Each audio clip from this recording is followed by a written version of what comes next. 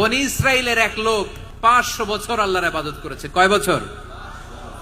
কোথায় জানেন? সাগরের মাঝখানে এক পাহাড়, ওই পাহাড়ের উপরে বসে 500 বছর টানা আল্লাহর ইবাদত। দিনে আর রাতে একবার করে নিচে নামতেন। সেখানে আল্লাহ তাআলা পাথরের ভেতর থেকে তার জন্য মিঠা পানির ব্যবস্থা করে দিয়েছেন, আর একটা ডালিম গাছের ব্যবস্থা করে দিয়েছেন। সকালে নামলে একটা টসটসে ডালিম, রাতে নামলে টসটসে ডালিম। এগুলো খেয়ে খেয়ে 500 বছর সে আল্লাহর ইবাদত করেছে। আর সে আল্লাহর কাছে বলেছে, আল্লাহ আমি যখন মারা যাব সেজদারত অবস্থায় যেন মারা যাই। ঠিকই আল্লাহ সেজদারত অবস্থায় সাইয়েদনা আজরাইলকে পাঠিয়ে দিলেন। সেজদারত অবস্থায় লোকটা মারা গেল। 500 বছর ইবাদতের পরে আল্লাহর দরবারে কিয়ামতের কঠিন ময়দানে যখন লোকটা হাজির হয়ে যাবে, আল্লাহ বলবেন, আদখিলু আবদি আল জান্নাতা বিরহমাতি, আমার বান্দাকে আমার দয়া আমার ভালোবাসা দিয়ে জান্নাতে ঢুকায়া দাও।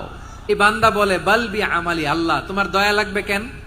আমি আমার আমল দিয়ে জান্নাতে যেতে চাই। বলে, আল্লাহ তোমার দয়া লাগবে কেন? সেজদা তো কম দেই নাই, জিকির করতে করতে 500 বছর শেষ করে দিলাম, আবার তোমার দয়া লাগবে? আমি তো আমার আমলেই জান্নাতে যেতে পারি। আল্লাহ বলবেন, তাই ঠিক আছে, আমি চাইলাম দয়া দিয়ে জান্নাত দিব, তুমি চাইলে আমল দিয়ে ঢুকবা, ঠিক আছে, তোমার আমল আর আমার যে দয়া দুইটার একটু মাপ দেই। তোমার 500 বছরের ইবাদত এক পাল্লায় রাখো।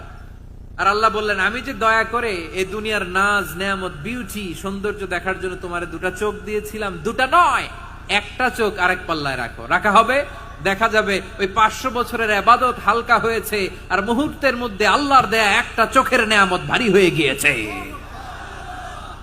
আল্লাহ বলবেন, তোমার কথা মতো মাপ দেয়া হলো, এবার ফলাফল দেখো, হিসাব বলে তুমি এখন জাহান্নামে যাবা, go to the hell fire, যাও এবার জাহান্নামে যাও।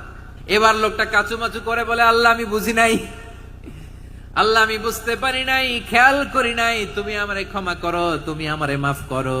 ও আল্লাহ, এবার আমি টের পেয়েছি, এবার আমি বুঝতে পেরেছি, তোমার দয়া ছাড়া দুনিয়ায় কেউ জান্নাতে যেতে পারবে না, কেউ পারবে না।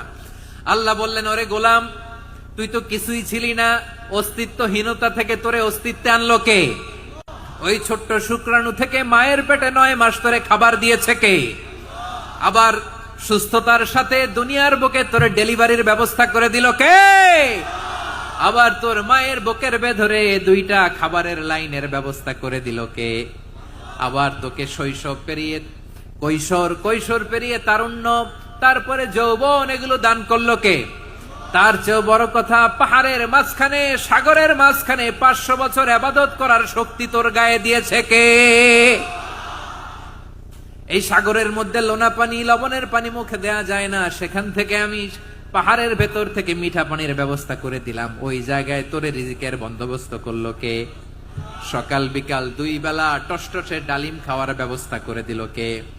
তোর আবদার ছিল, আল্লাহ আপনি আমার সেজদারত অবস্থায় রুহু কবজ করবেন, তোর শেষ আবদারটাও পূরণ করেছে কে? ও গোলাম, আমার রহমতের তুলনায়, আমার নেয়ামতের তুলনায় তোর 500 বছরের ইবাদতের কোনো ওজনই হবে না। গোটা বিশ্বের কেউ কোনোদিন আমার জান্নাতে ঢুকতে পারবে না আমি আল্লাহর দয়া ছাড়া। হুয়া রহমানুর রহিম, তিনি দয়াময়, তিনি মেহেরবান। জিব্রাইল আলাইহিস সালাম বিশ্বনবীর এই লম্বা হাদিসটা যখন শোনালেন, আমি যা যা বলছি এটা বিশাল এক হাদিসের অনুবাদ। বললেন, ইয়া মুহাম্মদ, এই দুনিয়ার সবটাই চলে আল্লাহর রহমত দিয়ে। হাদিসের শেষ কথা, সব চলে আল্লাহর কি দিয়ে? তখন বিশ্বনবী সাহাবাদের বললেন, ও সাহাবারা শোনো, আল্লাহর জান্নাতে কেউ কোনোদিন প্রবেশ করতে পারবে না তার রহমত ছাড়া। সাহাবারা বললেন, ইয়া রাসূলুল্লাহ, আপনিও না? আপনিও কি আল্লাহর রহমত ছাড়া প্রবেশ করতে পারবেন না? বিশ্বনবী বললেন, না আমিও না, আমি বিশ্বনবীও আল্লাহর জান্নাতে আল্লাহর রহমত ছাড়া ঢুকতে পারবে না, তবে কিয়ামতের দিন আল্লাহর রহমত আমার চারদিকে বেষ্টনী দিয়ে থাকবে।